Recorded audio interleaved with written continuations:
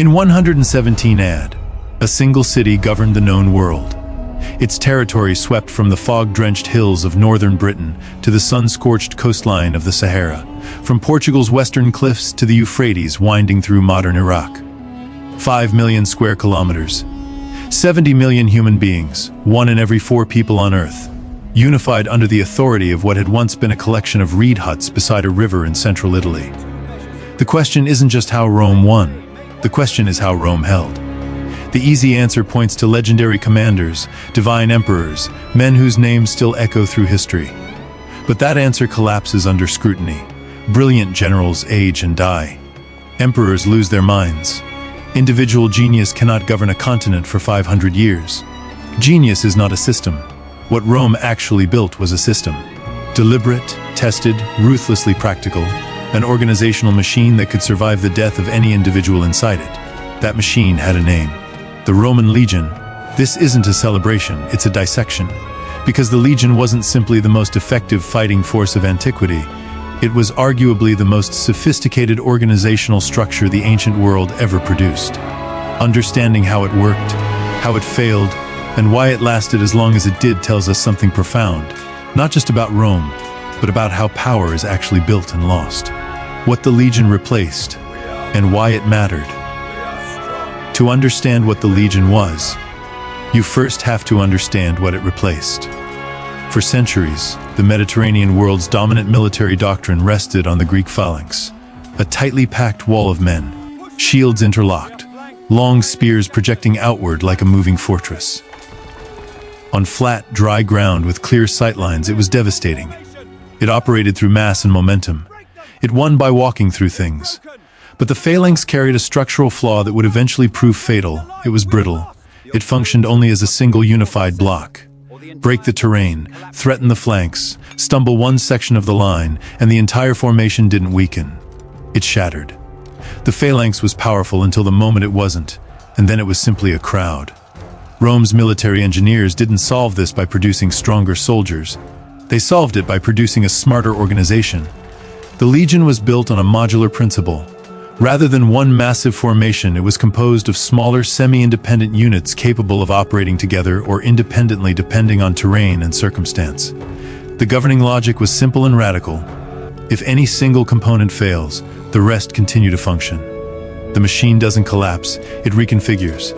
The architecture of the machine, at the base of the Legion's hierarchy, was the contubernium. 8 men sharing a tent, a mule, cooking equipment, and years of their lives. This was the atomic social unit. These 8 soldiers ate together, slept together, marched together, and fought together across a service term of 25 years. The contubernium produced cohesion not through ideology or oath, but through something more durable, shared survival.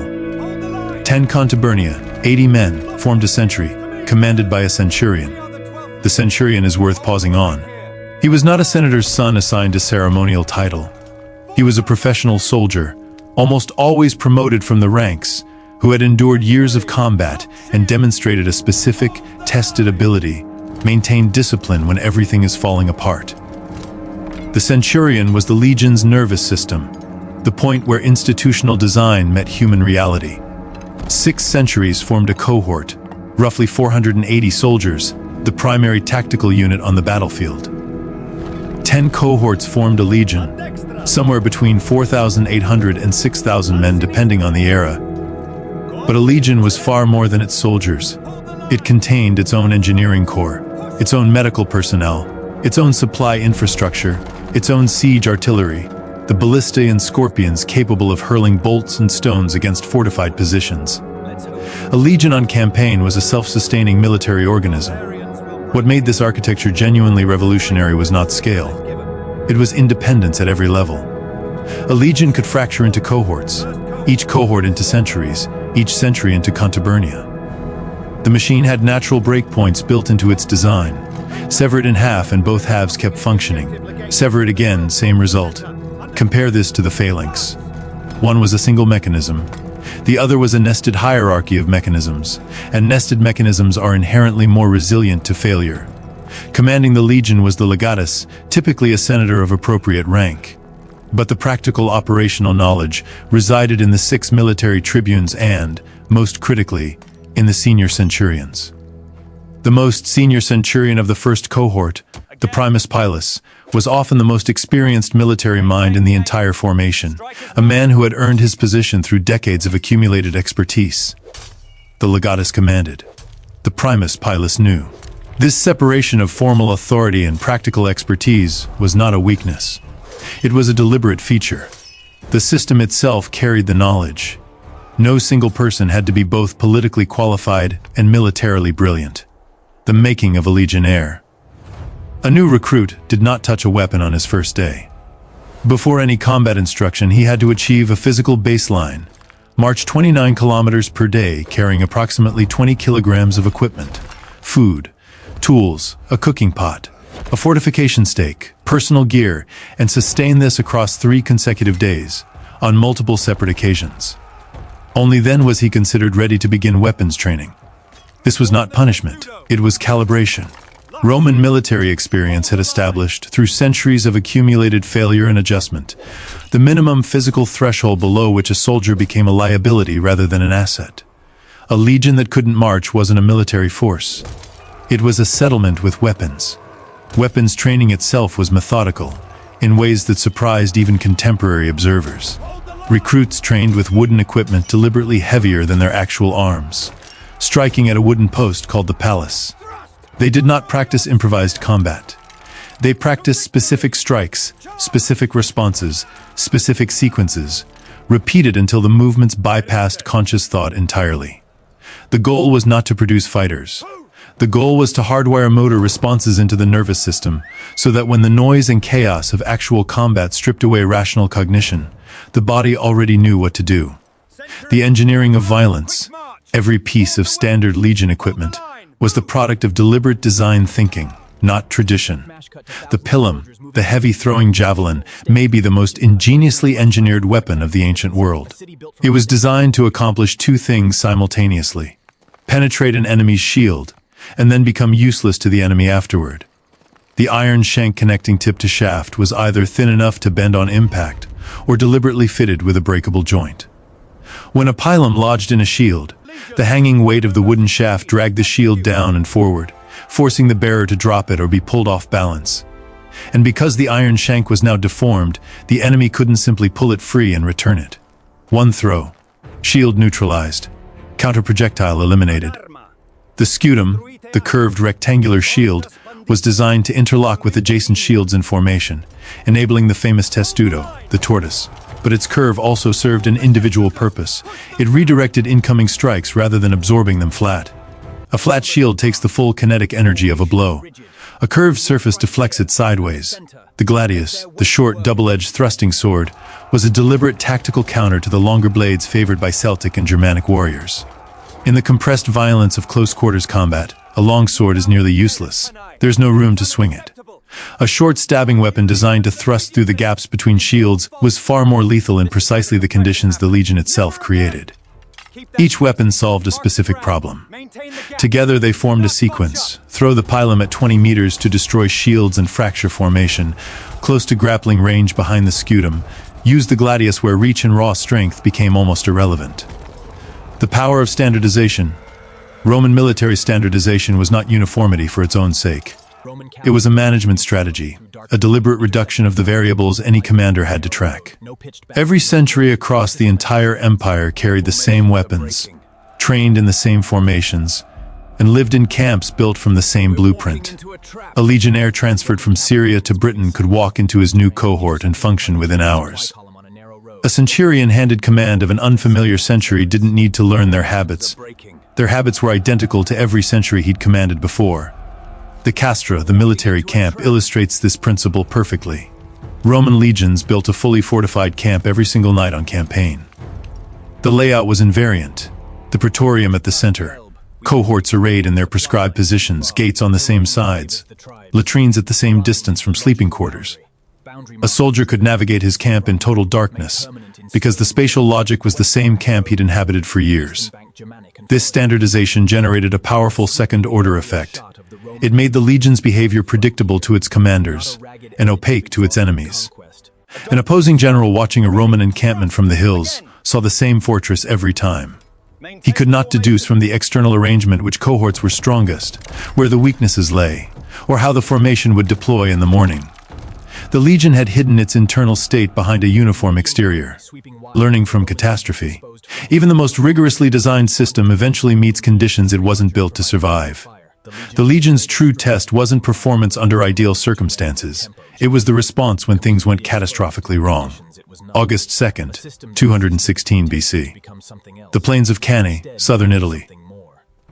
Hannibal Barca of Carthage, commanding roughly 50,000 men, faced a Roman force of nearly 86,000, the largest army Rome had ever assembled. By every conventional calculation, Rome should have won through sheer mass. Hannibal allowed his center to buckle under the Roman assault, drawing the legions forward into an ever-tightening compression. Then his stronger flanking forces swung inward from both sides. The Romans, packed so densely they could barely raise their arms, were systematically destroyed. Estimated Roman dead, between 47,000 and 70,000 in a single afternoon, one of the highest single-day battlefield death tolls in recorded history. Rome did not negotiate. Rome did not fracture. Rome analyzed. The tactical lesson extracted from Cannae was direct, mass frontal assaults invited encirclement. Legions began training more explicitly in maintaining lateral cohesion and formation integrity, preventing exactly the compression that had transformed 86,000 soldiers into a helpless, immobile mass. The response to being outgeneraled was not to find a better general. It was to revise the training protocols. The strategic response was equally cold-blooded. Rather than seeking another decisive engagement against Hannibal, Rome shifted to what we would now recognize as a strategy of attrition, cutting supply lines, retaking allied towns, forcing Hannibal to fight for strategic position rather than pitched battles. After Cannae, Rome didn't fight Hannibal. It methodically collapsed the strategic ground beneath him until he ran out of room. September 9 AD, the Teutoburg Forest, northwestern Germania. Arminius, a Germanic chieftain who had served as an officer in the Roman army and understood legion tactics from the inside, lured 3 legions, the 17th, 18th, and 19th, into densely forested terrain where formations were structurally useless. Approximately 15,000 to 20,000 Roman soldiers were killed over 3 days of fighting in trees and mud. The Emperor Augustus reportedly walked the corridors of his palace, striking his head against the walls, repeating, "Varus, give me back my legions." The institutional response, however, was rational rather than emotional. Rome launched punitive campaigns into Germania, partly for deterrence, partly for honor, but ultimately made a calculated strategic decision not to attempt full conquest of the Germanic territories beyond the Rhine. The terrain was unsuitable for legion tactics. The cost of holding it exceeded the projected benefit. The border was fixed. This point is frequently missed in popular history. The Roman Empire's frontiers were not simply the outermost reach of conquest. They were the output of cost-benefit analysis, and the legion was powerful enough that Rome could afford to choose where to apply it. Integration, the strategic weapon.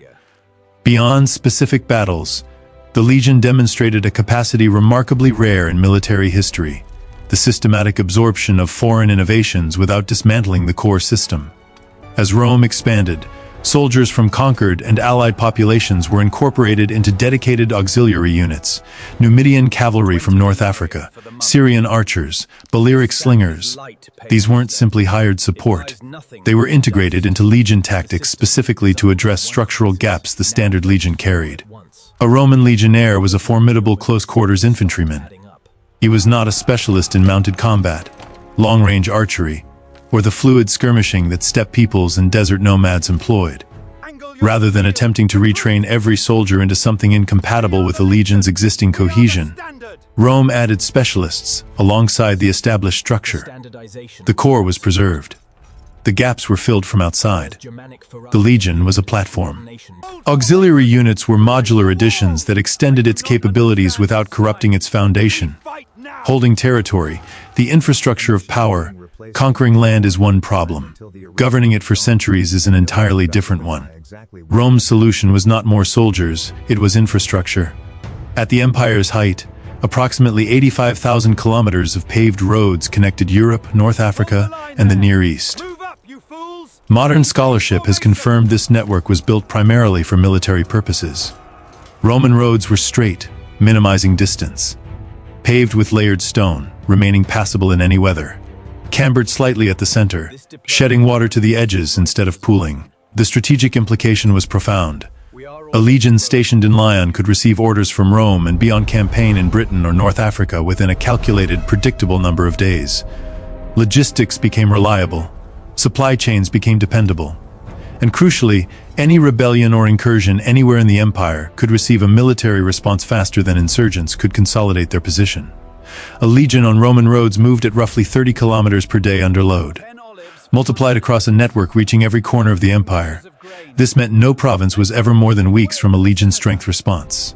Along the frontiers, the Rhine, the Danube, the Saharan edge, the Scottish highlands, Rome constructed the limes, a system of watchtowers spaced for visual signaling, connecting roads and permanent fortress stations at strategic intervals. The limes were not walls designed to stop armies. They were a monitored, controlled boundary. The purpose was not to prevent all movement. Cross-border trade was economically essential, but to control movement, to know who crossed, when, and in what numbers. A large armed force crossing in unauthorized fashion would be detected within hours. The nearest legion fort signaled. Within a day, a cohort could be on intercept. This was deterrence by rapid response, not deterrence by impenetrable barrier. The citizenship mechanism. The most sophisticated element of Roman military strategy was not a formation or a weapon. It was a legal mechanism. Men from non-citizen populations throughout the empire, Gauls, North Africans, Syrians, Britons, Iberians could serve in the auxiliary forces alongside the legions. Service term, 25 years.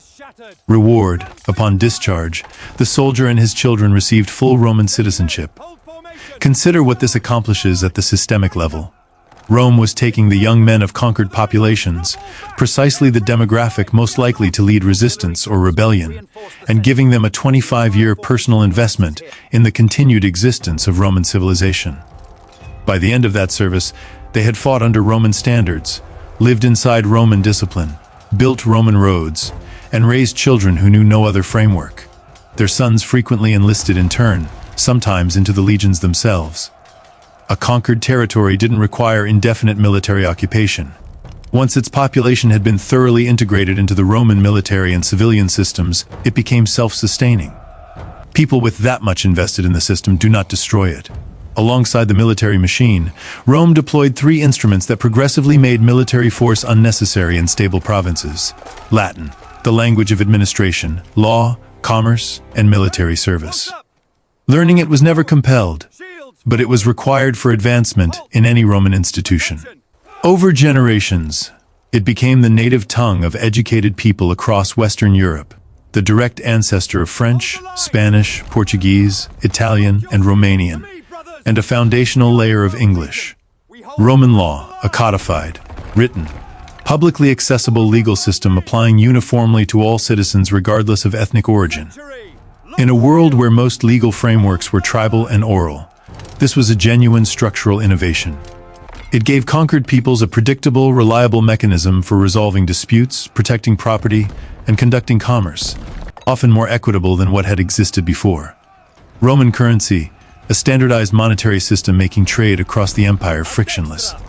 A merchant in Alexandria could transact with a supplier in Lyon without negotiating currency exchange at every border. Language, law, and money. Three instruments that replicated Roman authority without requiring Roman soldiers. Once embedded in a province, these mechanisms made the province functionally Roman regardless of the ethnic identity of its population. Why it stopped working? By any measure, this was one of the most successful systems of organized power in human history, which makes the collapse worth examining with the same rigor. At its height, Rome maintained between 25 and 30 legions under arms, roughly 150,000 to 150,000, and logistical infrastructure calibrated to a specific economic baseline. As the 2nd and 3rd centuries progressed, multiple pressures converged simultaneously. External threats along the Rhine and Danube intensified, requiring more legions in more locations at once. The cost of equipping and maintaining soldiers rose. To fund military expenditures, the silver content of Roman coinage was progressively debased, generating inflation that eroded the purchasing power of the very tax revenue the military depended on. The feedback loop was lethal. Greater threats required greater spending, which required debasement, which reduced real revenue, which degraded the force meant to address the threats that had required the spending in the first place. The structural identity of the Legion, its standardized training, cohort-based organization, culture of institutional discipline, depended on a specific type of soldier recruited and shaped within the Legion's own system. By the 3rd and 4th centuries, the proportion of Roman-born citizens trained from recruitment through that system had declined substantially. The foederati, Germanic, and other external warriors fighting under their own leaders on treaty terms became an increasingly large component of Roman military power. These soldiers were often effective fighters individually, but they were not integrated into the standardization system. They did not share the same training, the same equipment, the same command structures, or the same institutional loyalties. The modular, standardized machine that had absorbed Cannae's lessons and pacified Gaul in under a decade was being gradually replaced, not overnight, not through any single catastrophic decision, but through incremental substitution, by a patchwork of forces with incompatible habits and divided allegiances. The platform remained, but the plugins had become load-bearing walls, and they were structurally incompatible with each other. There is a final irony worth holding. The citizenship mechanism, the brilliant system that had converted conquered peoples into Roman stakeholders, eventually worked too well in one specific way.